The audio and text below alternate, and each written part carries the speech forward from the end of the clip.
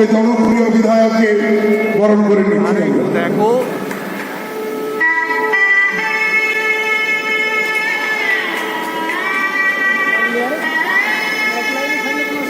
হাততালি দিয়ে আপনারা সমর্থন করুন, সবাই মিলে হাততালি দিয়ে সমর্থন করুন আমাদের জনপ্রিয় বিধায়ক ভগবানপুর বিধানসভা কেন্দ্র। আমরা বরণ করে নিচ্ছি ব্যাগ, চন্দনের ফোঁটা, ফুলের স্তবক ও উত্তরীয় পরিয়ে। ইতিমধ্যে উপস্থিত হয়েছেন লড়াকু নেতা, ভগবান ব্লক তৃণমূল কংগ্রেসের সভাপতি মাননীয়, আমাদের কাছের মানুষ, কাজের মানুষ, আমাদের সুখ দুঃখের সাথী, গড়বাড়ি 1 নম্বর অঞ্চল তৃণমূল কংগ্রেসের সভাপতি মাননীয় সাধন চন্দ্র দাস মহাশয়।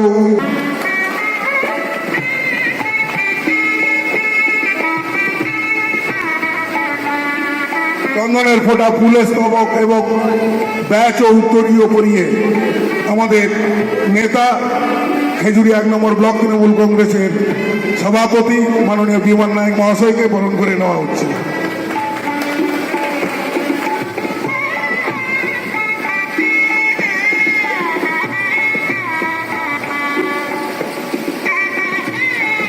এরপরেই বরণ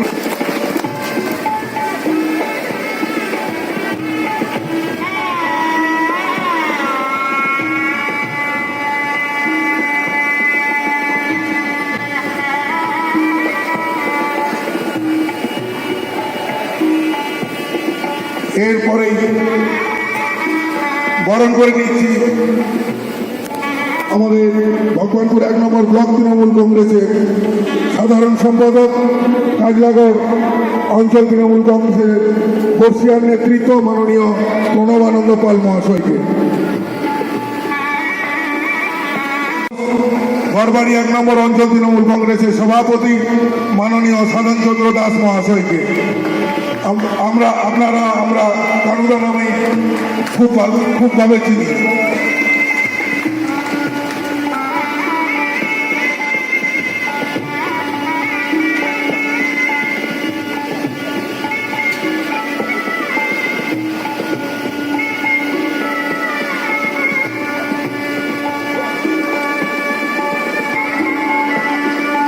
আমাদের কংগ্রেসের লড়াইয়ের সাথী আশিস মাঝি মহাশয়কে বরণ করে নেওয়া হচ্ছে। আমি মেজুদ্দিন সাহেবকে মঞ্চে আসার জন্য অনুরোধ করব। মেজুদ্দিন সাহেবকে মঞ্চে আসার জন্য অনুরোধ করব। আমি বরণ করে নেওয়া হচ্ছে যার হাত ধরে এই কাজলাগড় অঞ্চল আজকে 2.5 বছর ধরে ডেভেলপমেন্ট হয়েছে। আমাদের জনপ্রিয় প্রধান ম্যাডাম জয়িতা জেনা মহাশয়কে বরণ করে নেওয়া হচ্ছে।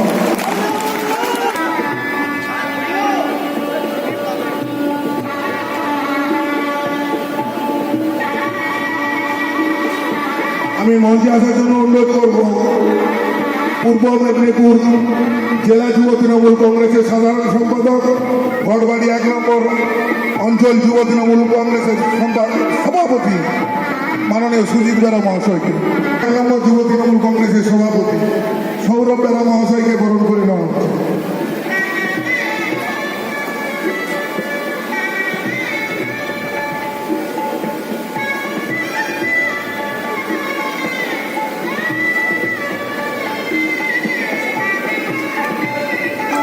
কবিরবাবুকে বরণ করে নিচ্ছে বাজপুর কলেজ তৃণমূল ছাত্র পরিষদের সদস্যরা।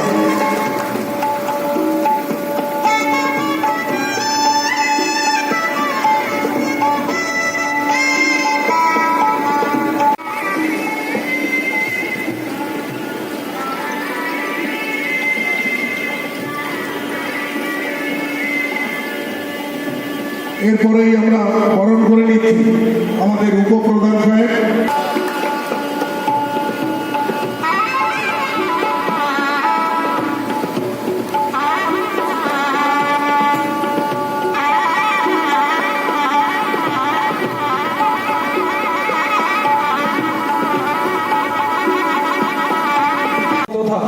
আমাদের এই যুব সমাজের হৃদপিণ্ড এবং প্রবীণ মানুষের ভরসা সম্মাননীয় রবীন্দ্র মণ্ডল মহাশয়, সকলে করতালি দিয়ে আমরা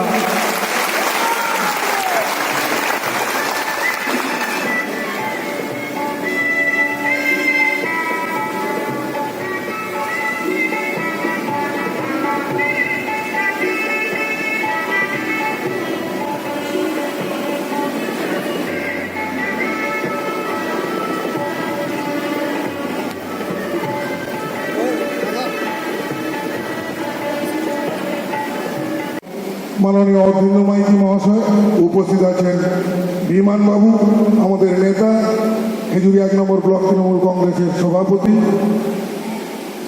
এবং পূর্ব মেদিনীপুর জেলা পরিষদের অন্যতম সদস্য।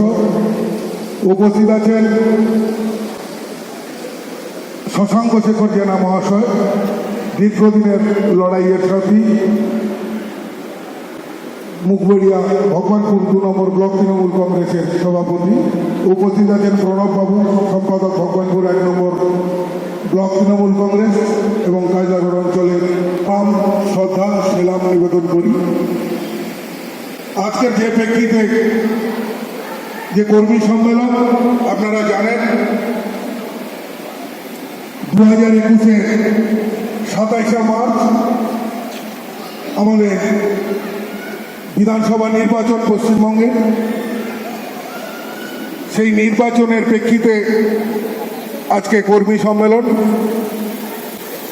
তো আমি এই মুহূর্তে বিশেষ বক্তব্য রাখবো না, আমি সমস্ত বুথ সভাপতি একেবারে প্রস্তুত হয়ে যেতে বলবো। আপনাদের কাছ থেকেই আমরা আগে কথা শুনবো, তারপরে নেতৃত্ব পর্যায়ে 2-4 কথা আপনাদেরকে কালেকশন দেবেন।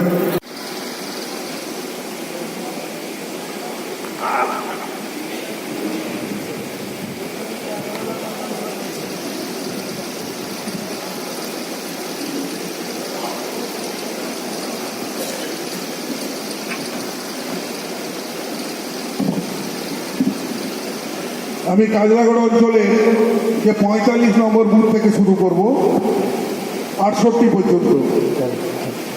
আপনারা নিজেরা কিন্তু প্রস্তুত হয়ে যান যারা বুথের দায়িত্বে আছেন। আবাসবাড়িয়া 45 গণেশ চৌধুরী। যুবনেতা রবীন্দ্রচন্দ্র মণ্ডল, তাকে আমি শুভেচ্ছা জানাই। আজকের এই কর্মী সভায় উপস্থিত আছেন মাইতি মহাশয়, মঞ্চে আছেন, আমি তাকে প্রণাম নিবেদন করি। আমাদের এখানে আছেন ভগবানপুর 2 নম্বর ব্লক তৃণমূল কংগ্রেসের সভাপতি, সুযোগ্য নেতৃত্ব শশাঙ্ক শেখর জানা মহাশয়।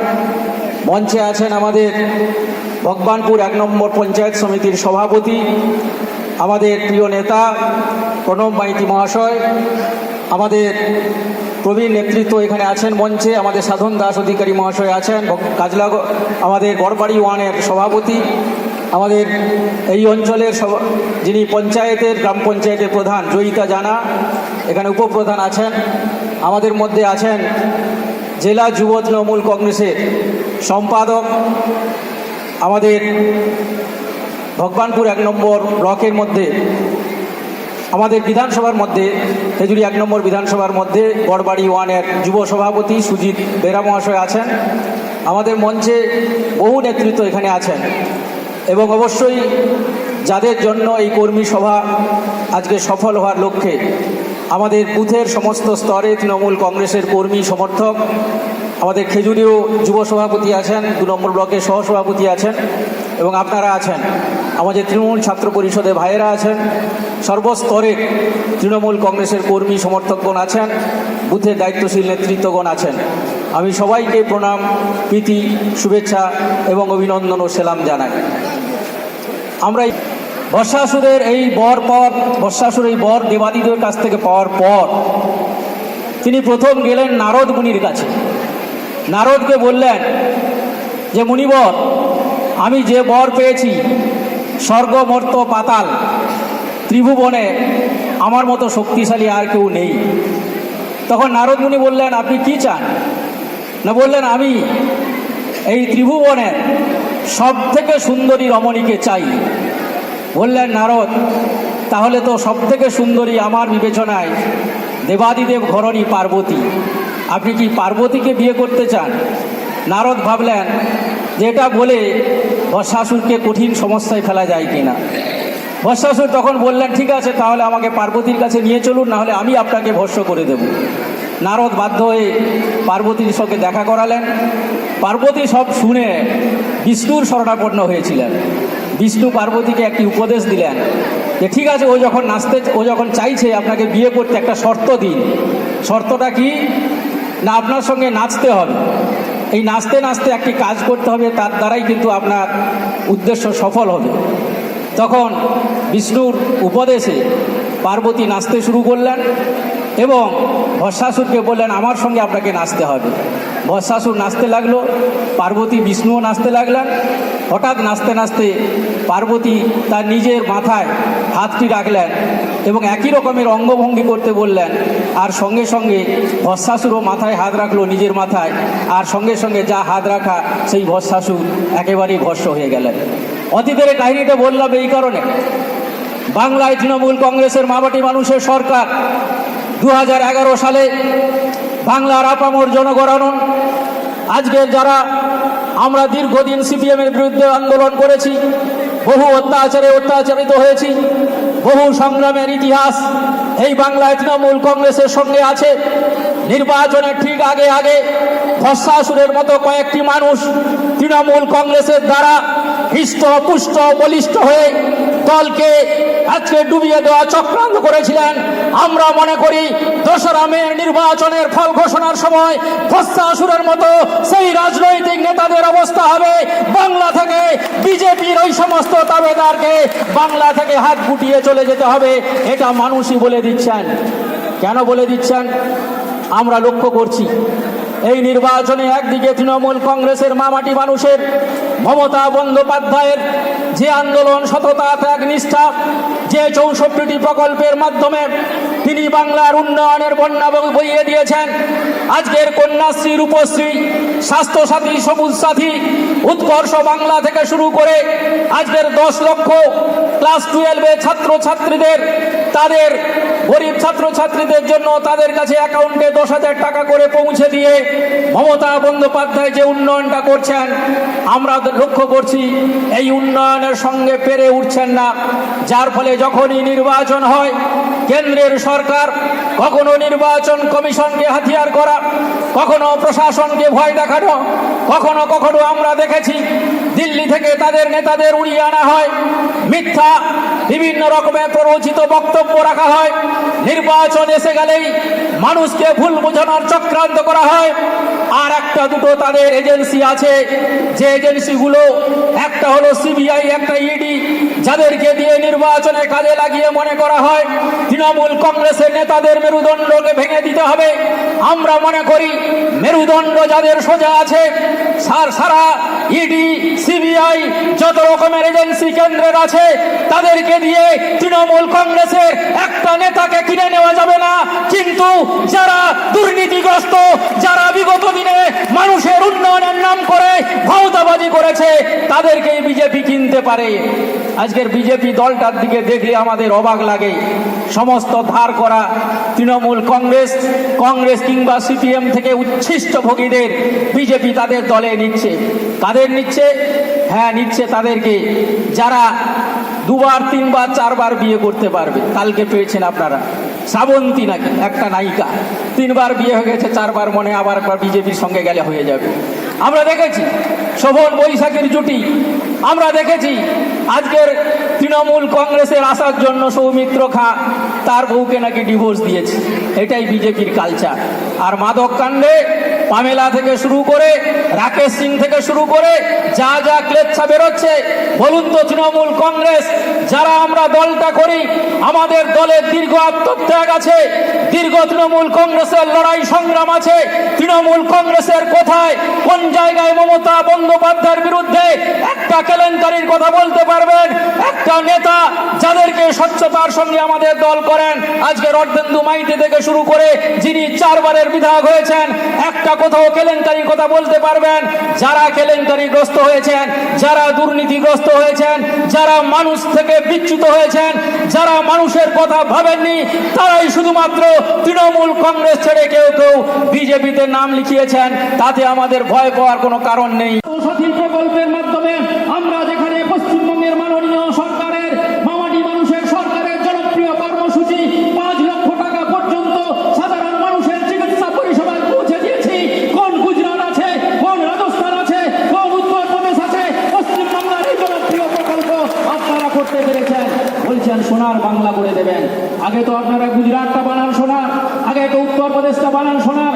যে উত্তরপ্রদেশে আমাদের আদিবাসী মেয়ে হাতরাসের কাণ্ড ঘটে, রাতের বেলায় ধর্ষিতা হলে তাকে পুলিশ নিয়ে গিয়ে পুড়িয়ে তার লাশটাকে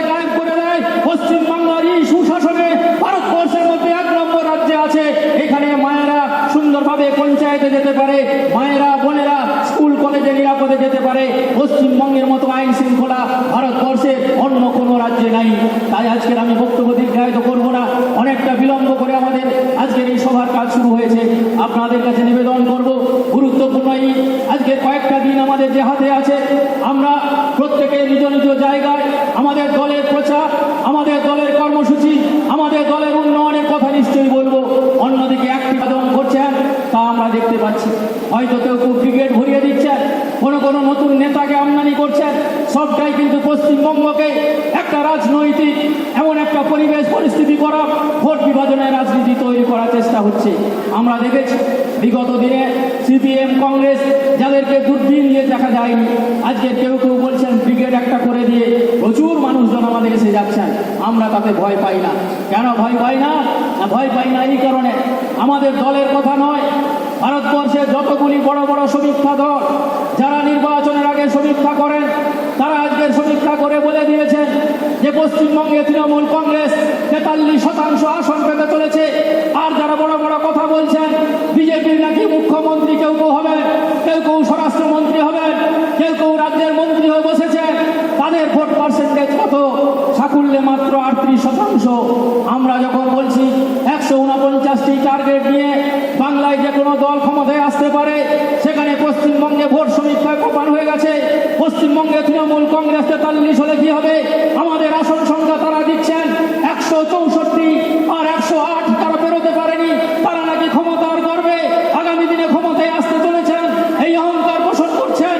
আমরা মনে করি মানুষ চিরকাল প্রমাণ করেছে, বাংলার মানুষ অহংকারী শাসন ব্যবস্থাকে বিগত দিনে উৎখাটন করেছে। এই বাংলা থেকে যারা গরম গরম কথা বলছেন তাদেরকে মানুষ বিশ্বাস করেন না, কারণ আমরা মনে করি তৃণমূল কংগ্রেসের আত্মত্যাগের ইতিহাস, মমতা ব্যানার্জির আত্মত্যাগের ইতিহাসের কাছে বাংলার কোনো মুখ্যমন্ত্রী এখন আসতে পারেননিও পারবেন না।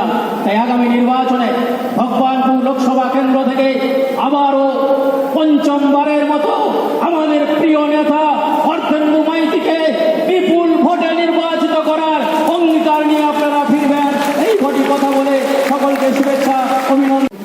আমাদের তৃণমূল কংগ্রেসের সভাপতি মাননীয় শশাঙ্ক শেখর জেলা মহাশয়।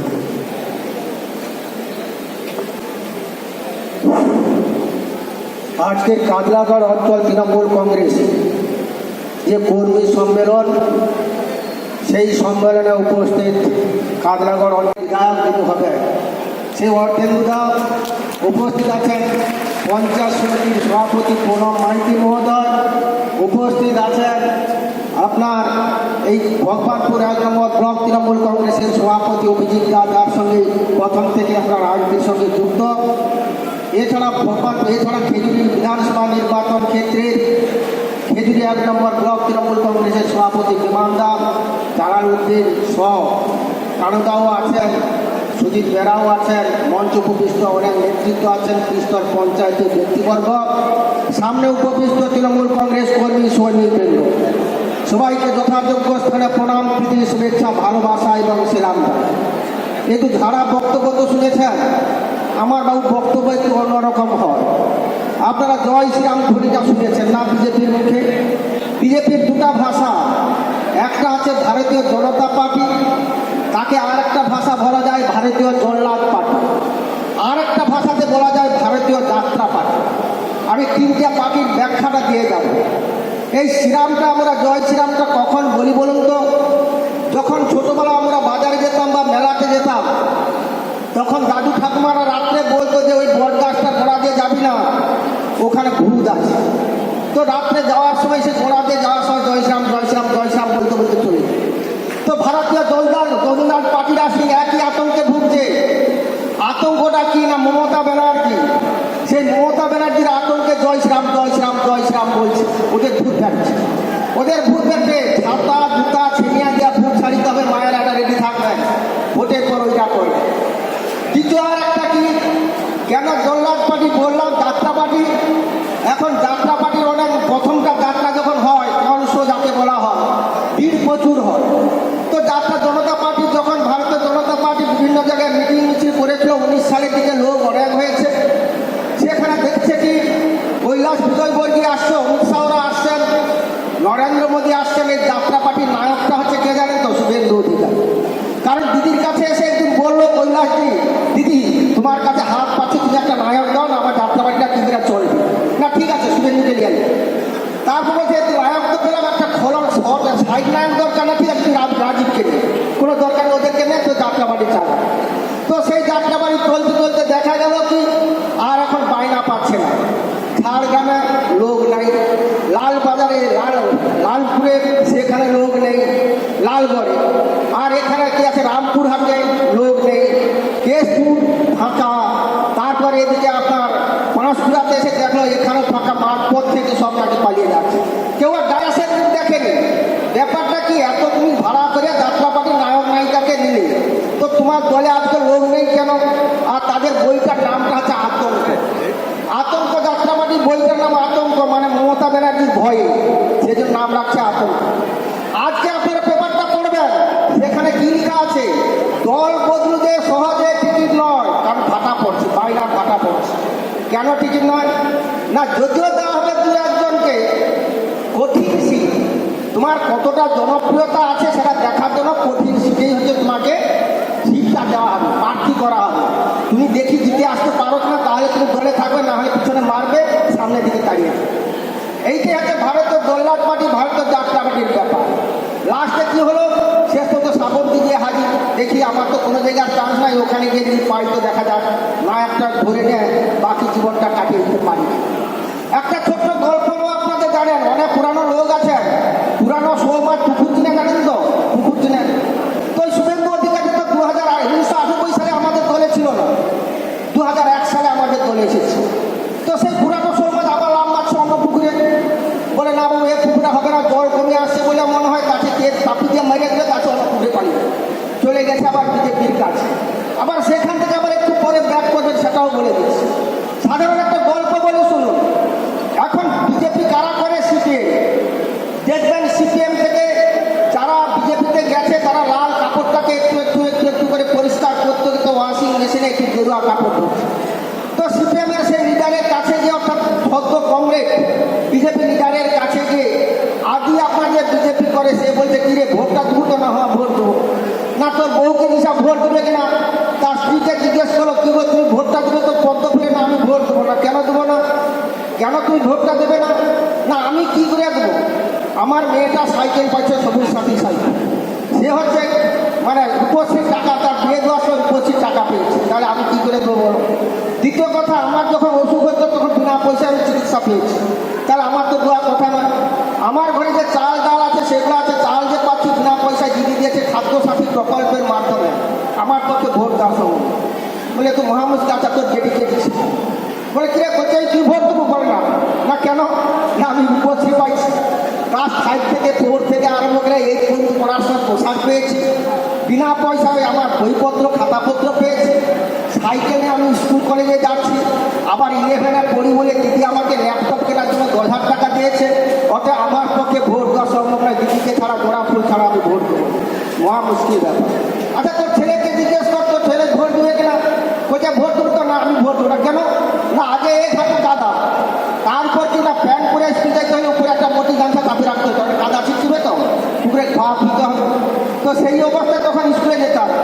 এখন দিদিরা বলে ঢালাই রাস্তা, সবুজ সাথীর সাইকেল, আবার এদিকে ল্যাপটপের টাকা, তাহলে আমি কেন ভোটটা দেবো বলো? আমি আমার জোড়া ফুলে দিদিকে ভোটটা দেবো। ভালো, তোর বৃদ্ধা মাকে জিজ্ঞেস কর, বৃদ্ধা মা বলে বাবু আমি তো দিতে পারবো না। কেন না, তোর বাবা তো কৃষক বন্ধু ছিল, তো কৃষক বন্ধু থাকাকালীন সে বছরে 6,000 টাকা দুধ কিস্তি 3-6,000 টাকা করে পেয়েছে। সে যখন মারা যায় একসঙ্গে তার প্রথম সহব্যক্তিতে 2,000 টাকা পেয়েছে। সে যখন মারা যায়, কৃষক বন্ধু মারা গেলে একসঙ্গে 2 লক্ষ টাকা পেয়েছে তোর বাবা। আমি বিধবা হয়েছে, দিদিরা বলে দুয়ারে সরকারের সময় আমার বিধবা ভাতার টাকাটা এসেছে, অ্যাকাউন্টে ঢুকেছে, তাড়াতাড়ি দিছেন। দিদিরা বলে আবার জমাতে আমার ঘরটা হয়েছে, আর যে গত মাসে যে আমি অসুস্থ হয়েছিলাম, আমি তো আমাকে হসপিটালে এনেছি বিনা পয়সায়, তো আমার স্বাস্থ্যসাথী কার্ডের চিকিৎসা হলো, তাহলে তুই গো আমি দিদিরা ভোটটা দিই। বলে তাহলে তোরটা ভোট দেবে, তাহলে তুই তো ভোট দেবো না। হ্যাঁ, ভোট কেন্দ্রে গিয়ে দাঁড়িয়ে আছে 5-7 মিনিট দাঁড়িয়ে, ধর কোথায় দেবে কোথায় রাখবে, বলেন তো কোথায় কোন বোতামটা টিপবে, পদ্ম ফুলের বোতাম টিপবে না জোড়া ফুলের বোতামটা টিপবে? সে লাস্টে জোড়া ফুলের বোতামটা টিপে দিয়ে আসে, মানবিকতার খাতিরে। এটাই হচ্ছে ভারতীয় জনতা পার্টি আর তৃণমূল কংগ্রেসের মধ্যে পার্থক্য। এটাই হচ্ছে নরেন্দ্র মোদী আর মমতা ব্যানার্জির মধ্যে পার্থক্য, যে মানুষের সঙ্গে মানুষের কাছে থাকে। আর এখানে আমাদের দল বন্ধু যারা আছে তারা কি জানেন তো, সারিবাজি সালসা। বাজারে যখন বিক্রি করতে যাবেন ফেরিওয়ালারা দেখবেন দাঁতের মাজন বিক্রি করে বিনা পয়সায়। তাতে বলা হয় কি না, 1 সেকেন্ডের মধ্যে দাঁতের যন্ত্রণা শেষ। তো সেই দাঁতের যন্ত্রণার মাজন আমার অধিকারী থেকে আরম্ভ করে যারা আছে ট্রাফিক সরকার পূর্ব মেদিনীপুরে যারা আছে বেইমানি করে গেছে, তৃণমূলের খেয়ে দিয়ে পরে যারা বিরোধী দলে গেছে, ওরা প্রথমে কিন্তু অমিত শাহ দাঁতের মাজনটা ব্যবহার করছে। দাঁতের মাজন ব্যবহার করলে কি হয় জানেন তো, প্রথমে কিন্তু মুখটা ধোয়ার সঙ্গে মুখটা ঠান্ডা হয়ে যায়, কেন বলতো কর্পূর আছে। তারপর দাঁতের যন্ত্রণা পরে বুঝতে পারে যে সহসা কমলে যে পরে বুঝতে পারে। এরা কিন্তু সেই দাঁতের যন্ত্রণা পরে বুঝতে পারবে, এখন না। এই 2021 সালে বিধানসভা নির্বাচনের পরে বুঝতে পারবে যে দাঁতের মাজনের কোথায় কি কাজ আছে না আছে। যত যায় বলে না সিঁড়ির ধাপটা 2006 সালে মমতা ব্যানার্জি ধরেছে, অন্য কেউ না। সেই জন্য সিঁড়ির ধাপটা 2006 সালে যদি দক্ষিণ কাঠি প্রার্থী না করাতো তাহলে আজকেও এত দূর উপরে উঠতে পারত। সর্বশেষে আরেকটা কথা বলে দেয়, দিদির কাজ আর একটা গল্পের মাধ্যমে। অনেকদিন সাধ হলো পদ্ম ফুলের পতাকা নিয়ে, আর রাত্রে রাত্রে বৌমা লাঠি নিয়ে ছুটে ছুটে তার একদিন বলছে কিনে কাজ করে একটু মাংস রান্না করো। তো মাংস রান্না করছে, খেতে দেওয়ার সময় দেখা যায় খপ খেয়ে কয়েক কি ব্যাপার আছে, মাংস এত জল কেন, মাংস খুঁজে পাওয়া যায় না কেন?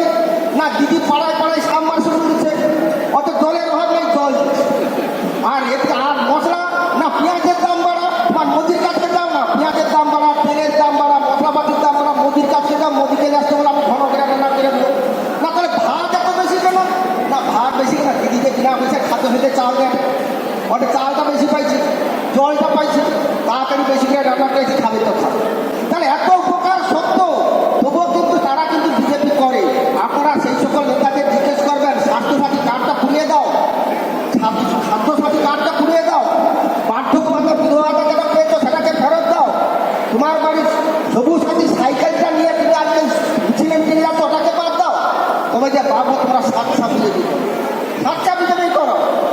ছোট্ট আরেকটা কথা বলবো, যখন ভোটটা শেষ হয়ে যাবে দেখবেন কি জানেন, ভোট শেষে অমিত টমিত কেউ থাকবে না, সব পালিয়ে যাবে। আর দল বন্ধুদের নেতারা তখন তারা কি করবে, তারা সেখানে গিয়ে বলবে পালিয়ে যাওয়ার সময়, দাদা আমার হাত দুটি ধরে নিয়ে চলো সোফা, আমি যে আর কত চিনি না। অমিত তখন আর অমিত আর কৈলাস ভিতর বলছে হাডু খেলার প্লেয়ারের মতো লেঙ্গি ছাড় মারবে, যখন ঠোঁট ফাটবে চুপচাপ বসে বসে কাঁদবে, কেঁদে কেঁদে দিদিকে বলবে দিদি একটু জায়গা দাও না গো, দিদি তোমার চরম তলে বসে। দিদি বলে দূর হ, দূর হ, অন্য বাড়ি যদি দূর হয়ে যাও, আর এখানে আসতে হবে না, আমার দলে তোদের ঠাঁই নাই, বেইমানদের ঠাঁই নেই, তোরা দূর হয়ে যা। কাঁদতে কাঁদতে বলবে আমার স্বাদ না মিটিল, আশা না পুরিল, সকলই পুরাইয়ে যায় না, আমাকে তাড়াতাড়ি হলো থেকে পরলোকে নিয়ে চলো মা, আমি আর পৃথিবীতে বাঁচতে চাই না। এই ভাষায় একদিন ওকে বলতে হবে 21 সালে বিধানসভা নির্বাচনের রেজাল্টের পর।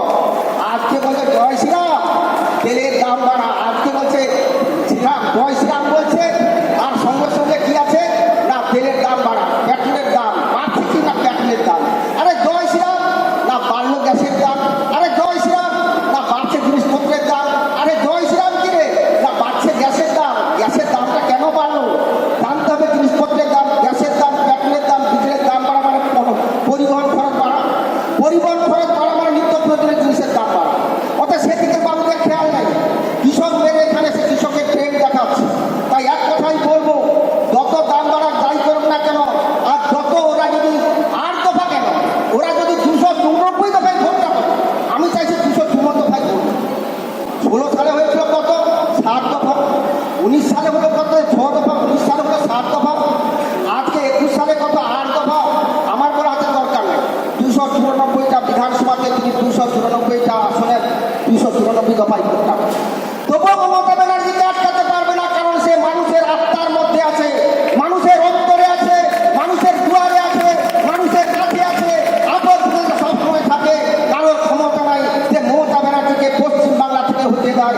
আপনারা আছেন, মায়েরা আছেন, আপনাদের উপর দায়িত্ব থাকলো। দুর্গা যেমন অসুরকে বধ করেছিল, আপনারা ঝাঁটা ছেড়িয়া লাঠি নিয়ে কঠি নিয়ে ওই অসুর নিধন যজ্ঞের মতো বিজেপিকে সাফ করবেন, এই আশা আকাঙ্ক্ষা রেখে সবাইকে ধন্যবাদ জানিয়ে আমার পুত্র বক্তব্য। ইতিমধ্যেই আমরা সবাই অবগত হয়েছি প্রথম দফার নির্বাচন আগামী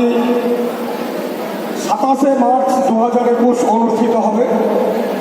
সেই বিধানসভা নির্বাচনকে সামনে রেখে আজ কাজলাগড় অঞ্চল তৃণমূল কংগ্রেস কমিটির আহ্বানে কাজলাগড় অঞ্চল তৃণমূল কংগ্রেস কর্মী সমর্থকদের নিয়ে আসন্ন নির্বাচনের রূপরেখাকে সামনে রেখে যে কর্মী সভা চলছে, সেই কর্মী সভায় উপস্থিত আছেন কর্মী সভার সম্মানীয় সভাপতি আমার শ্রেয়ভাজন ভাতৃপতি রবীন্দ্রচন্দ্র মণ্ডল। সভামঞ্চে উপস্থিত আছেন ভগবানপুর বিধানসভা কেন্দ্রের গত 4 বারের জনপ্রিয় বিধায়ক, যিনি 5মবারের জন্য প্রতিদ্বন্দ্বিতা করবেন এবং জয়লাভ করবেন, আমাদের সকলের প্রিয় সম্মানীয় অর্জেন্দ্র মাইতি মহোদয়। মঞ্চে উপস্থিত আছেন ভগবানপুর 1 নম্বর ব্লক তৃণমূল কংগ্রেস কমিটির সভাপতি দক্ষ সংগঠক সম্মানীয় অভিজিৎ দাস মহোদয়। মঞ্চ আলোকিত করেছিলেন ভগবানপুর 2 নম্বর ব্লক তৃণমূল কংগ্রেস কমিটির সভাপতি, খেজুরি 1 নম্বর ব্লক তৃণমূল কংগ্রেস কমিটির সভাপতি যথাক্রমে শশাঙ্ক শেখর জানা এবং বিমান নায়ক মহোদয়। এছাড়া মঞ্চে উপস্থিত আছেন ভগবানপুর 1 নম্বর পঞ্চায়েত সমিতির সভাপতি সম্মানীয় প্রণব মাইতি মহোদয়। মঞ্চে আছেন কাজলাগড় গ্রাম পঞ্চায়েতের সম্মানীয় গ্রাম প্রধান জয়িতা জানা মহোদয়া, অন্যান্য নেতৃবর্গ। বিভিন্ন সেই লড়াইয়ের নির্বাচন ইতিমধ্যে ঘোষণা হয়েছে। 2021 সালেই আমাদেরকে ঠিক করতে হবে যে এই উন্নয়নগুলো যেগুলো চলছে সেই উন্নয়নগুলো বজায় থাকবে না এই উন্নয়নগুলোকে বাতিল করে ভারতীয় জঞ্জাল পার্টি অর্থাৎ একটি সাম্প্রদায়িক দল, আজকে এখানে আমরা অনেক হিন্দু মুসলিম আমরা পাশাপাশি সহাবস্থান করি, বসবাস করি, আমাদের মধ্যে বিভেদ সৃষ্টি করে মানুষে মানুষে দাঙ্গা লাগিয়ে মানুষের মধ্যে বিভেদ সৃষ্টি করে সেই বিচ্ছিন্নতা পার্টি এবং একটি মিথ্যাচারের পার্টি, সেই পার্টিটি ক্ষমতায় আসবে। যদিও তৃতীয় দল হিসাবে একটি মোর্চা গঠন করে পশ্চিমবাংলায় বাম কংগ্রেস ও অন্যান্য দলরাও প্রতিদ্বন্দ্বিতা রয়েছে। সকলেই আমরা জানি যে 2019 সালের লোকসভা নির্বাচনে ভারতের মার্ক্সবাদী কমিউনিস্ট পার্টির যে সমস্ত নেতা কর্মীরা ছিলেন তাদের মধ্যে যারা শুভবুদ্ধি সম্পন্ন মানুষ তারা অনেকেই তৃণমূল কংগ্রেসের ছাত্র ছিলেন বা তৃণমূল কংগ্রেসের দলে এসেছেন। যারা তৃণমূল কংগ্রেস দলটাকে একেবারেই সহ্য করতে পারেন না, তারা একেবারেই মেনে নিতে পারেন না, তারা মনে মনে জেনে গেছিলেন যে তৃণমূল কংগ্রেসকে পরাস্ত করতে গেলে আমরা তৃণমূল কংগ্রেসের হারাতে গেলে আমরা এই কমিউনিস্ট পার্টিতে থাকলে আমাদের হবে না, আমাদেরকে রামের নাম চলতে চলতে রামকে পিছনে রেখে রামকে সামনে রেখে বিজেপিতে এগিয়ে যেতে হবে। তাই তারা একটি স্লোগান দিয়েছিলেন যে আগে রাম পরে বাম, অর্থাৎ আগে রামে গিয়ে আমরা তৃণমূলকে পরাস্ত করি তারপরে আমরা বামের কথা ভাববো।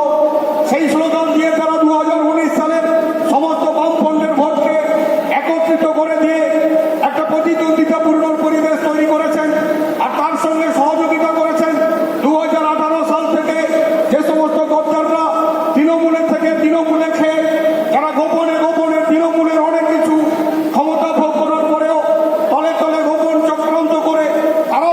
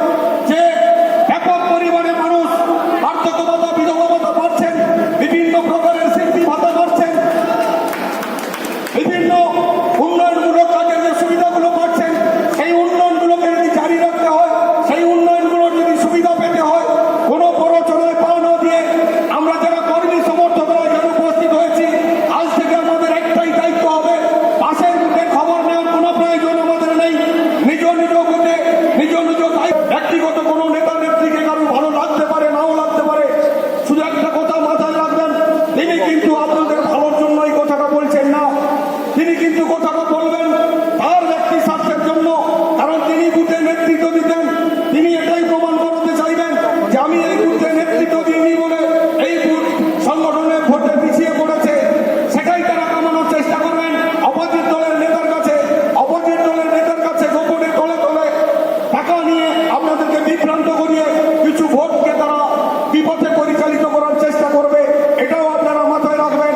এই ধরনের ষড়যন্ত্র যে সমস্ত নেতা কর্মীরা বুথে করবেন, তার ধরে তাদেরকে বের করে দিবেন। একটা কথা মনে রাখবেন, ওই ষড়যন্ত্রকারীদের কথায় যদি কান দিয়ে একটি ভোটও আপনারা বিরোধী দলের বাক্সে দিয়ে দেন, পাশের রাজ্য ত্রিপুরাতে কি হচ্ছে আপনারা লক্ষ্য করুন, পাশের রাজ্য আসামে কি হচ্ছে লক্ষ্য করুন। আজকের নানান রকম যে বিশৃঙ্খল পরিবেশ তৈরি করার পার্টি, সেই ভারতীয় জনতা পার্টি যদি একবার ক্ষমতায় আসে, তাহলে পশ্চিমবাংলার যে আজকে সুশাসন রয়েছে, যে উন্নয়নযোগ্য চলছে, সবটা থেকেই আমরা কিন্তু বঞ্চিত হব। এই কথাগুলো মাথায় রেখে আজকের আমরা 2রা মার্চ 2021 আজকের কর্মী সভায় আমরা উপস্থিত হয়েছি। মাঝে আর 24টা দিন রয়েছে, ঠিক 25 দিনের দিন। এই অবস্থায় প্রতিটি বুথে আমরা বুথ কেন্দ্রে থাকবো এবং ইতিমধ্যেই হয়তো 60% 70% ভোট সমর্পণ হয়ে যাবে। তাই হাতে বেশি সময় নেই। ঠিক আজকের এই কর্মী সভা থেকে আপনারা ফিরে গিয়ে যে যার নিজ নিজ বুথে বুথ কামড়ে পড়ে থেকে পাশের বুথে কি হচ্ছে কোনো কান না দিয়ে আমাদের মামাটি মানুষের সরকারের যে উন্নয়ন প্রকল্পগুলো মানুষ সুবিধা পাচ্ছে, কিংবা যারা পাননি তারাও আগামী দিনে সুবিধা পাওয়ার জন্য সহযোগিতা করতে হবে আমাদেরকে। এই বার্তাগুলো যদি প্রতিটি বাড়িতে আমরা পৌঁছে দিই, তাহলে কোনোভাবেই কিন্তু আমরা পিছিয়ে পড়বো না। কোনো কথাই কারণ কোথায় কান না দিয়ে আমাদেরকে লক্ষ্য উদ্দেশ্য সামনে রেখে একটি কথা মাথায় রেখেই আমাদেরকে এগোতে হবে। আমার কোনো ব্যক্তিকে পছন্দ নাও হতে পারে, আমরা যে দলটাকে পছন্দ করি, যে দলের নেত্রী মমতা বন্দ্যোপাধ্যায়, তার কথা মাথায় রেখে এটা রাজ্য সরকার করার নির্বাচন, মমতা ব্যানার্জিকে মুখ্যমন্ত্রী করার নির্বাচন, সেটাকে মাথায় রেখে যে যার নিজ নিজ বুথে আপনারা হাতে মাত্র কয়েকটা দিন রয়েছে, সেই কয়েকটা দিন বুথ কামড়ে পড়ে থেকে দলকে সঠিক জায়গায় পৌঁছে দেওয়ার জন্য আপনারা দায়িত্ব নিয়ে কাজ করবেন। এই আবেদন নিবেদন জানিয়ে আপনাদের সবাইকে যথাযথ স্থানে সবচেয়ে শুভেচ্ছা। যেসব বুথে গিয়ে প্রতিশ্রুতি দিয়েছিলাম, নাম নোট করেছিলাম, অনেকে বলেছিলেন ভাওতা দিচ্ছে, আমি ফোন নাম্বার লিখেছিলাম, টয়লেট পাইনি, অনেকে বলেছিল আমাদের বাড়ির টয়লেট নেই, আমি নাম লিখেছিলাম, আমার ডায়েরিতে লিখেছিলাম। প্রত্যেকে টয়লেট পাবেন। ইতিমধ্যে আমাদের সরকার 2000 টয়লেট আমার ভগবানপুর 1 নম্বর ব্লককে দিয়েছে, তারা প্রত্যেকেই পাবেন, কোনো মিথ্যা প্রতিশ্রুতি নয়। তো সেই জায়গায় আমি শুধু একটা কথা বলবো যে আজকে জয় শ্রীরাম বলছি। বিবেকানন্দ কি বলছে? যত্র জীব তত্র শিব। বলছেন শিব জ্ঞানে জীবের সেবা, জয় শ্রীরাম নাম। আসল দেবতা হচ্ছে আপনারা। আল্লাহ হোক ভগবান হোক একজন। যাকে আল্লাহ বলে আপনারা ডাকছেন, আমরা তাকে ভগবান বলে ডাকছি। কিন্তু বিভেদ লাগানোর সৃষ্টি করছে কে? বিজেপি। কারণ বিজেপির তালিকায় কোনো উন্নয়ন নেই, একটাও উন্নয়নের কোনো কর্মসূচি নেই। যেসব ধাপ্পা দিয়েছিল সেগুলো একটাও করতে পারেনি। 15 লক্ষ টাকা বিনা পয়সায় গ্যাস, 2 কোটি বেকারের চাকরি, কোনোটাই করতে পারেনি। মমতা ব্যানার্জির 64খানা প্রকল্পে তিনি ভয় পেয়ে গেছেন। তিনি এখন বলছেন যে জয় শ্রীরাম দিয়ে বিভেদ লাগানোর সৃষ্টি করছেন। আজকে বলছেন দুর্গা। কাকে দুর্গা বলছেন? মমতা ব্যানার্জিকে দুর্গা বলছেন, যে আজকে দুর্গাকে ভয় পেয়ে গেছে। এত কথা থাকতে থাকতে দুর্গার নাম মনে আনলো, মুখে আনলো কে? দিলীপ ঘোষ। আজকে মমতা ব্যানার্জিকে দুর্গা ভয় পেয়ে গেছে। মমতা ব্যানার্জিকে ভয় পেয়ে আজকে ভুল বকা শুরু করেছে। তো আগামী দিনে আমার জেলা, মানে আপনারাই ঠিক করবেন পশ্চিমবাংলার মুখ্যমন্ত্রী। তিনি দাঁড়াচ্ছেন এই জেলা থেকে, প্রত্যেকটা পরিবারের যাতে উন্নয়ন হয় তিনি নিজে দেখবেন বলেছেন। সেই জায়গায় আজকে আমাদের বিধায়ক সাহেব 5মবারের জন্য প্রতিদ্বন্দ্বিতা করছেন এবং জিতবেন। কারণ অতীতে আমরা দেখেছি, কেন কথা আমি জোর করে বলছি, অতীতে আমরা দেখেছি কিরণময় নন্দ যখন আমাদের বিধায়ক সাহেবের নামটা ওখানে ডিক্লার হয়ে গেলেন, মুখ্যমন্ত্রী ঘোষণা করে দিলেন, কিরণময় নন্দ এখান থেকে চলে গেলেন উত্তরপ্রদেশ, তার সিট ছেড়ে দিয়ে। তিনি প্রতিদ্বন্দ্বিতা করতে পারলেন না। পরবর্তীকালে আমরা দেখতে পেলাম, গত টার্মে কি দেখতে পেলাম? আমরা দেখতে পেলাম তার আগে গোপাল মহাপাত্র 10 কোটি টাকা নিয়ে নেমেছিল সম্মানীয় বিধায়ক সাহেবকে হারাবে বলে, কিন্তু পারেননি। গতবারে রাহুল গান্ধী এখানে এসেছিলেন হারাবে বলে পারেননি। তো সেই জায়গায় আমি জোর বলে আজকে বলছি, আজকে বিপুল সংখ্যক আসন নিয়ে মমতা ব্যানার্জি ক্ষমতায় আসবে এবং আমাদের নেতা, আমাদের জননেতা অর্জুন মাইতি মহোদয় বিপুল ভোট নিয়ে আজকে বিধানসভায় তিনি যাবেন, এইটুকু কথা বলছি। ইতিমধ্যে আপনারা দেখেছেন, একটা কথা বলবো, ইতিমধ্যে আপনারা দেখেছেন, যেটা দেখেছেন যে সমীক্ষা করছে আজকে দিলীপ ঘোষের মতো লোকেরা সমীক্ষা করছে। আজকে নরেন্দ্র মোদী থেকে আরম্ভ করে অমিত শাহ সমীক্ষক দল পাঠিয়েছিল, তার একটা ফাঁস হয়ে গেছে চিত্র। কি ফাঁস হয়েছে? যে প্রথমে যখন সমীক্ষায় দেখা গেল যে তৃণমূল কংগ্রেস 211খানা সিট পাচ্ছে, এই রিপোর্টটা যখন দিল্লিতে চলে গেল তখন এখানে যে সুমন থাকে এবিপি আলো, তাকে ছাড় দেওয়া হলো যে তোমার লাইসেন্স ক্যান্সেল করে দেওয়া হবে, তুমি কমাও তৃণমূল কংগ্রেসকে। বলে আমরা তো যা সমীক্ষা করে দেখেছি তাই আসন তো বলেছি 211, বলে 211 বলা যাবে না, তোমরা কমিয়ে দাও, কতটা কমাতে পারো। কমিয়ে দেখলো, সুমন কমিয়ে দেখলো কি 180, বলে 180 দেখানো যাবে না, বলে আরো কমিয়ে দাও। কমিয়ে দেখলো 170, বলে না 70 দেওয়া যাবে না, তখন বলে আরো কমিয়ে দাও, বলছে 164 নিচে আমরা নামতে পারবো না, কারণ ভোটের পরে মানুষ আমাদের ছাড়বে না। তো সেই জায়গায় আজকে তৃণমূল কংগ্রেসকে 148 থেকে 164খানা সিট দেখিয়েছেন, বিজেপিকে কত দেখেছেন? 98 থেকে 106-এর মধ্যে রেখেছেন। তাহলে কোন অঙ্কতে আজকে বিজেপি ক্ষমতায় আসবেন বলছেন? তো আপনারা সেটা সজাগ থাকুন। ইতিমধ্যে কয়েকজন লোক আমার বাড়ির কাছে আমার কাছে এসেছিলেন টাঙ্গুরিয়া থেকে, টাঙ্গুরিয়া আমাদের সিপিএম এর বেল, এখন কিছু কিছু জায়গায় আমি পরিবর্তন করার চেষ্টা করেছি, সেই জায়গা থেকে কিছু লোক আমার কাছে এসেছিলেন, তারা বললেন তাদের আমি ঘর পাইয়ে দিয়েছি। তারা বলছেন দাদা আমাদের 10,000 টাকা করে দিতে দিচ্ছি, বলে চুক্তি কী হয়েছে? না ভোট পর্যন্ত তুমি শুধু মিছিলে মিটিংয়ে আর তখন বিভিন্ন জায়গায় সভাতে যাবে, যার জন্য তোমাকে 10,000 টাকা তোমার ফ্যামিলিকে দিয়ে দিই। ওরা প্রত্যেকটা বুথে 10টা করে, 10 থেকে 15টা করে বাড়িকে টার্গেট করেছে, যাদের 5টা করে ভোট আছে, 10,000 টাকা তাদের দিয়ে দেবে, দিয়ে ভোট পর্যন্ত তাদের কাজে লাগাবে। আমি বলেছি টাকাটা নিয়ে নাও, টাকা নিয়ে ভোটটা জোড়া ফুলে দিয়ে দিবে, কারণ গরিব লোক, তুমি বলবে দাদা টাকাটা সুযোগ করে, টাকাটা ধরে নাও, ধরে নিয়ে ভোটটা তৃণমূল কংগ্রেসে দেবো। দাদা সে কথা বলতে টাকাও দেবো না, ভোট আমরা তৃণমূল কংগ্রেসকে দেবো। আমি শুধু পরীক্ষা করার জন্য এটা বলেছিলাম, বলে আমরা টাকা নেবো না, আপনাদের সঙ্গে আছি, তৃণমূল কংগ্রেস সঙ্গে আছি, দিদি এত উন্নয়ন করেছেন, দিদির সঙ্গে আছি, আমরা ভোটটা তৃণমূল কংগ্রেসে দেবো। একটি ছোট্ট গল্প বলে আমি আমার বক্তব্য শেষ করবো, কারণ এমএলএ সাহেবের বক্তব্য শোনার জন্য আপনারা বসে আছেন। তো বসাবো, যাদের কর্মসংস্থান হবে, আগামী দিনে বহু কাজ হবে, এমএলএ সাহেবের হাত ধরে অনেক রকম ডেভেলপমেন্ট হবে।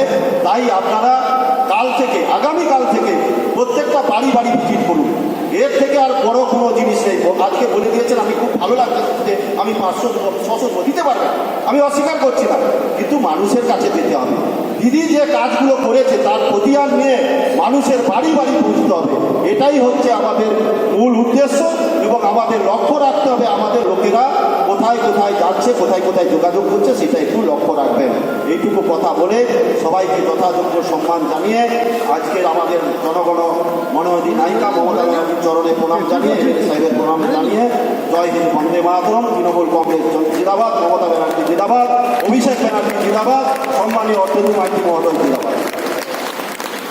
ধন্যবাদ জানাই সম্মানীয় প্রণব কুমার মাইতি মহাশয়কে, সভাপতি ভগবানপুর 1 পঞ্চায়েত সমিতি। এখন বক্তব্য রাখছেন আমাদের ভগবানপুর 1 ব্লক তৃণমূল কংগ্রেসের যোগ্য সভাপতি সম্মাননীয় অভিজিৎ দাস মহাশয়।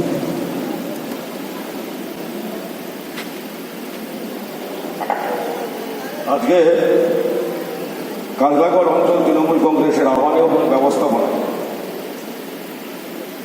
কর্মী সম্মেলন চলছে। কর্মী সম্মেলন শেষ পর্যন্ত মনে হয় নেতৃত্ব শ্রদ্ধাভাজন অর্ধেন্দু শেখর মাইতি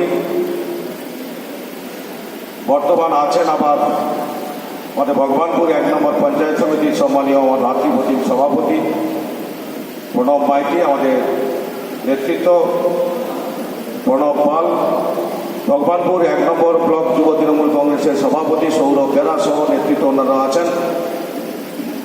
ছিলেন আপনাদের এই অঞ্চলের বলিষ্ঠ নেতৃত্ব।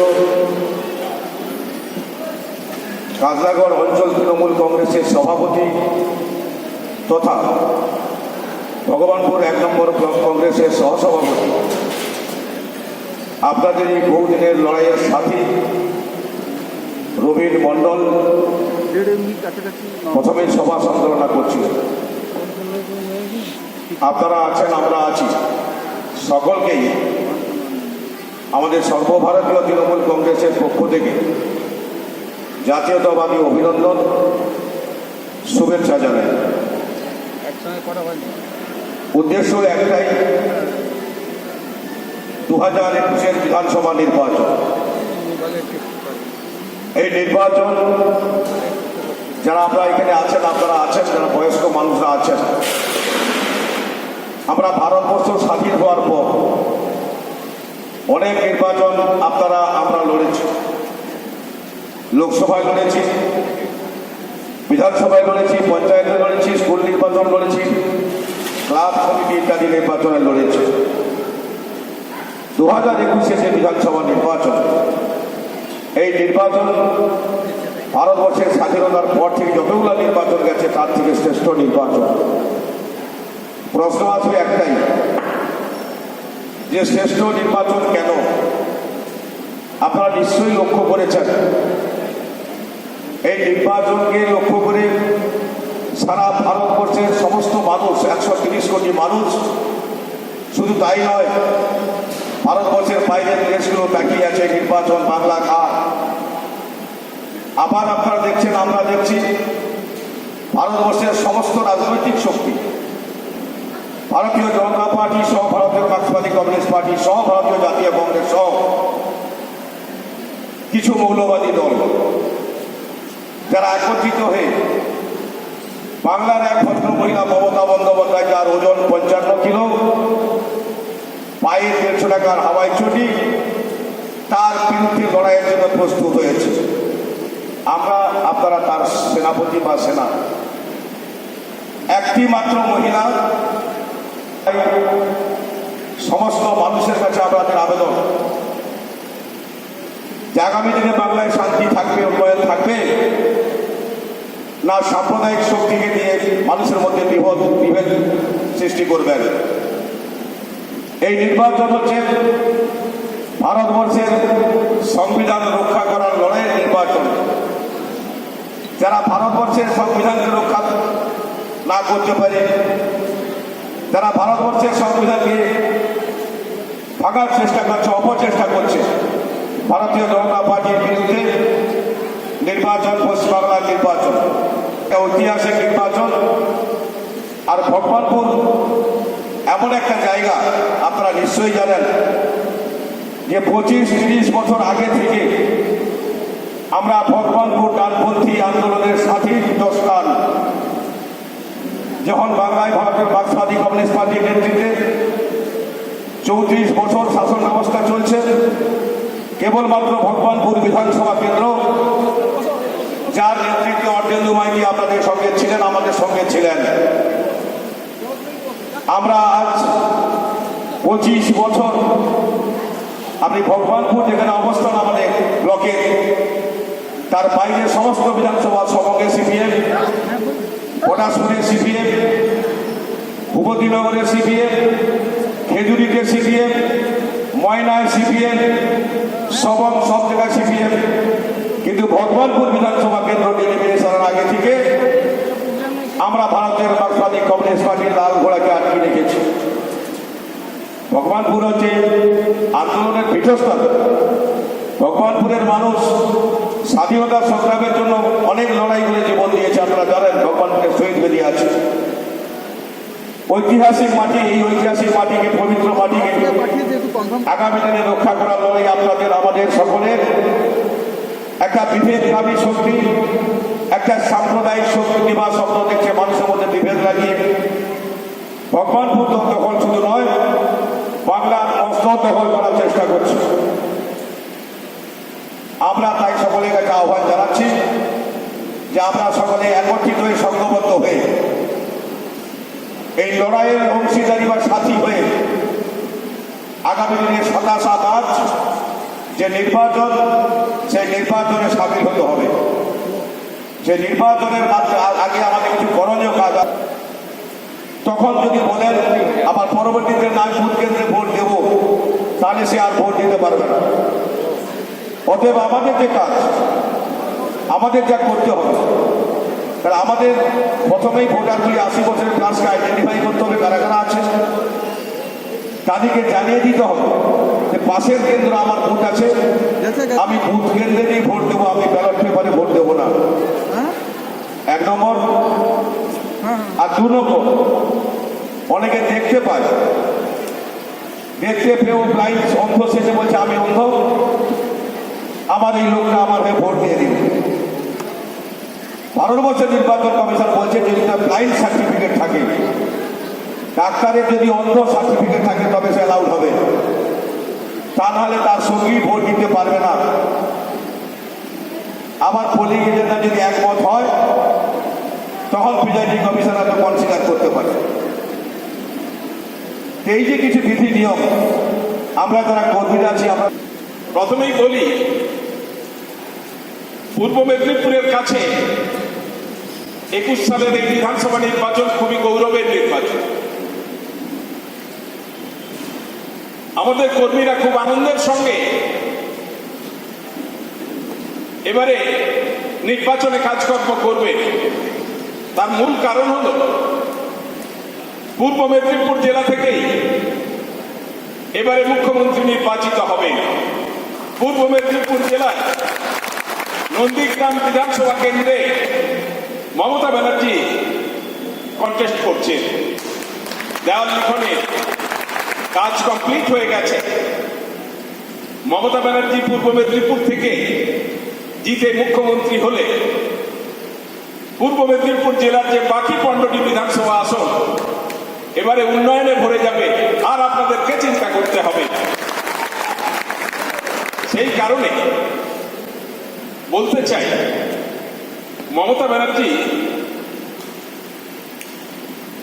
মুখ্যমন্ত্রী হবে, এটা আমাদের কাছে খুবই গর্বে। এই 21-এর নির্বাচন নিয়ে সারা ভারতবর্ষের মানুষ বাংলার দিকে তাকিয়ে আছে। তার মূল কারণ হলো একটাই, নরেন্দ্র মোদী সরকারের বিরুদ্ধে প্রতিবাদ বা জেহাদ, এটা একমাত্র ভারতবর্ষে করার হিম্মত রাখে বাংলার মুখ্যমন্ত্রী মমতা বন্দ্যোপাধ্যায়। আর কারোরই কিন্তু সেই হিম্মত নেই। তাই মমতা ব্যানার্জিকে যদি হারিয়ে দেওয়া যায়, বিজেপি ভাবছে আমাদের পথের কাঁটা একেবারেই শেষ হয়ে যাবে, আবার 24 সালের লোকসভা নির্বাচনে জাঁকিয়ে বসবে। তা কিন্তু হবে না। মমতা ব্যানার্জি এবারে 3য়বারের জন্য মুখ্যমন্ত্রী হবে এবং এরপরেই 24 সালে লোকসভায় একবারে বিজেপিকে পরিষ্কার করবেন। সেই অঙ্গীকার নিয়ে তিনি এগোবেন। যার ফলে আপনাদেরকে বলতে চাই, এই নির্বাচনে লড়াই করার সময় কিন্তু আর বেশি দিন আপনাদের হাতে নেই। মাত্র 24টা দিন সময়, তার মধ্যে আবার 2 দিন প্রচার বন্ধ থাকবে। নির্বাচনের দিন থেকে 2 দিন আগে প্রচারের সময় আপনারা পাবেন 20-21 দিন। আপনাদের প্রত্যেককেই বাড়ি বাড়ি প্রচারে যেতে হবে। বাড়ি বাড়ি প্রচারে গিয়ে মমতা ব্যানার্জি সত্যিকারে গরিব মানুষদের জন্য কি কি প্রকল্প নিয়েছে, সামগ্রিকভাবে জনমুখী যে 65খানা প্রকল্প মমতা ব্যানার্জি চালু করেছে, মমতা ব্যানার্জি মুখ্যমন্ত্রী না থাকলে এই কর্মসূচি সব বন্ধ হয়ে যাবে। দেখতে পাচ্ছেন দুয়ারে সরকারের কর্মসূচিকে আপনারা লক্ষ্য করেছেন। স্বাস্থ্যসাথীর কার্ড, এ কখনো কেউ ভাবতে পারে, কিন্তু দেখতে পাচ্ছি। আপনারা নিশ্চিতভাবে উপলব্ধি করতে পেরেছেন এই অল্প সময়ের মধ্যে নির্বাচনের কাজ শেষ করতে গেলে আর দেরি না করে গ্রুপ করে বাড়ি বাড়ি প্রচারে আপনাদের নেমে পড়তে হবে। দেয়াল লিখনের কাজ কাল পরশুর মধ্যে প্রার্থী ঘোষণা হয়ে যাবে। হয়ে গেলে প্রার্থীর নামটা শুধু লিখে দেবেন আর বাকি কাজগুলি আপনারা এগিয়ে নিন। আর দেরি করবেন না। শুধু প্রার্থীর নামটা ফাঁক রেখে আপনারা দেওয়ালিকরণের কাজটা এগিয়ে যান। ভারতীয় জনতা পার্টি একটা সাম্প্রদায়িক দল। ভাবুন তো, কাজলাগড় অঞ্চল একটা মিক্সড পপুলেশনের অঞ্চল। হিন্দু ভাইরা মুসলিম ভাইরা এখানে একসঙ্গে আমরা শান্তিতে বসবাস করি। সম্প্রদায়গত বিভেদ তুলে দিয়ে এই সাম্প্রদায়িক দল বিজেপি হিন্দু মুসলিম ভাই ভাই এই প্রচারটাকে এরা ভেঙে দিতে চাইছে। কোনোভাবেই এটাকে ভাঙা যাবে না। আমাদেরকে একেবারে কোমর বেঁধে রাখতে হবে। এই সাম্প্রদায়িক দলকে একটি ভোট নয়, আমাদের মনে রাখতে হবে পদ্মফুলে একটি ভোট মানে আপনার প্রিয়জনের মুখে একটি বুলেট। এবারে বিধানসভা নির্বাচনে মমতা ব্যানার্জিকে যেমন ভাবে মুখ্যমন্ত্রী করতে হবে, 24-এর লোকসভা নির্বাচনে নরেন্দ্র মোদীকে সাথ করতে হবে, ভারতীয় জনতা পার্টিকে সাথ করতে হবে। এটা আমাদের অঙ্গীকার। এই ভারতীয় জনতা পার্টি উশৃঙ্খল কিছু যুবক ক্ষমতা আজকে হাতে পায়নি, আজ থেকেই যা উশৃঙ্খল আচরণ করছে, এর হাত ভেঙে দিচ্ছে, তার পা ভেঙে দিচ্ছে, কার মাথা পাঠিয়ে দিচ্ছে, কোথায় বোম মেরে দিচ্ছে। আমাদের সিঙ্গুলিয়া অঞ্চলে যুবর যে সহসভাপতি শুক্র বাহিনীর বাড়িতে বোম মেরে তার সমস্ত কাজ ভেঙে পড়ে গেছে। এই যে উশৃঙ্খল কিছু যুবক ক্ষমতা হাতে পাওয়ার আগেই যদি এরা এইভাবে করে, ক্ষমতায় যদি এরা আসে তাহলে কি কাণ্ড করবে? কাউকে তো আপনারা ঘরে থাকতে দেবে, কাউকেই ঘরে থাকতে দেবে। অতএব সেই কারণে এই উশৃঙ্খল যুবকদেরকে দমিয়ে দিতে গেলে ভারতীয় জনতা পার্টিকে উচিত শিক্ষা দিতে হবে এবং সেই উচিত শিক্ষায় আপনাদেরকে ঝাঁপিয়ে পড়তে হবে। ভারতীয় জনতা পার্টির মুখ থেকে প্রকাশ্যে সেই এজেন্ডাটি বেরোচ্ছে না, সেটা হচ্ছে এনআরসি। এনআরসি আসামে আপনারা দেখেছেন, ভারতীয় জনতা পার্টির গভর্নমেন্ট হওয়ার পরেই 16 লক্ষ মানুষ ডিটেনশন ক্যাম্পে চলে গেছে। নাগরিক পঞ্জি থেকে তাদের নাম বাদ দিয়ে ডিটেনশন ক্যাম্পে পাঠিয়ে দেওয়া হয়েছে। ডিটেনশন ক্যাম্প সে জেলেরও আরো, জেলেতে আমরা জানি কুখ্যাত একজন ডাকাত তার বাবা মারা গেলে ম্যাজিস্ট্রেটের কাছে দরখাস্ত করে 15 দিনের জন্য প্যারোলে মুখাগ্নি করার জন্য, আত্মসাৎ করার জন্য তাকে ছাড় দেয় প্যারোলে। কিন্তু বাবা মারা গেছে, মা আছে ডিটেনশন ক্যাম্পে, গভর্নমেন্টের কাছে দরখাস্ত করেছে, মাকে অনুমতি দেওয়া হয়নি বাড়ি আসার জন্য। এই 16 লক্ষ মানুষ চোখের জলে ভাসছে। পশ্চিমবাংলায় মমতা ব্যানার্জি ঘোষণা করেছে, আমার শরীরে শেষ রক্তবিন্দু থাকতে পশ্চিমবাংলায় এনআরসি চালু করতে দেব না, কোন ডিটেনশন ক্যাম্প আমি তৈরি করব না, কেন্দ্রীয় সরকারের কোন নির্দেশ মানব না এ ব্যাপারে। তাই আমাদেরকে বাঁচতে গেলে, এই এনআরসির হাত থেকে রক্ষা পেতে গেলে মমতা ব্যানার্জিকে মুখ্যমন্ত্রী করা ছাড়া আর কোনো বিকল্প নেই। তাই অন্য কোনো চিন্তায় কান না দিয়ে, অন্য কোনো কথায় আপনাদের মনের মধ্যে না এনে মমতা ব্যানার্জিকে মুখ্যমন্ত্রী করতে হবে। ভোট হবে একেবারে ফার্স্ট ফেজে, পূর্ব মেদিনীপুরের ফার্স্ট পার্ট, কন্টাই সাব ডিভিশনে, এগরা সাব ডিভিশনের যতগুলি বিধানসভা সবগুলি 27শে মার্চ হবে। অতএব সেই কারণে আপনারা সবাই ঝাঁপিয়ে পড়বেন, নির্বাচনের কাজে কোনোভাবেই ফাঁকি দেবেন না।